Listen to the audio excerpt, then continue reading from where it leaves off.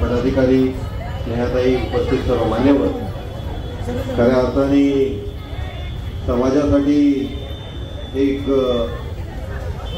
अग्रेसर भूमिका ही पंडित साहेबांच्या माध्यमाने मांडली जाते आणि ज्या वेळेस आपल्या विषयासाठी त्यांनी आवाज उठवलेला आहे त्यावेळेस त्या सगळ्या प्रश्नांच्यासाठी माननीय फडणवीस साहेब यांनी भरभक्कम पाठिंबा हा दिलेला आहे। मागच्या अधिवेशनामध्ये ज्यावेळेस आपल्या समाजाच्या संदर्भातलं कातकरी समाजाचा असेल त्याचबरोबर आदिवासी समाजाचा असेल याचे प्रश्न माझ्या माध्यमाने माननीय पंडित साहेबांनी सभागृहामध्ये मांडले आणि ते विषय ज्यावेळेस सभागृहात चर्चेला आले त्यावेळेस फडणवीस साहेबांनी त्या संदर्भातलं आश्वासन ते सभागृहाला दिलं आणि जी न्यायाची बाजू आहे, जी भूमिका राज्य शासनाची योग्य भूमिका असली पाहिजे ती भूमिका त्यावेळेस त्यांनी मांडली।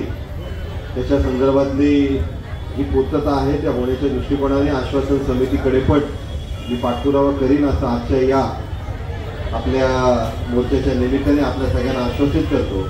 त्याचबरोबर माननीय केळकर साहेबांनी माननीय फडणवीस साहेबांच्याकडे आपल्या आजच्या या मोर्चाच्या अनुषंगाने जी वेळ मागितली स्नेहाताईंचंही बोलणं याविषयी माननीय फडणवीस साहेबांशी झाले आणि त्याच्या संदर्भातलं माननीय फडणवीस साहेबांनी ताबडतोबीने बैठक घेण्याचंही आश्वासित केलेलं आहे।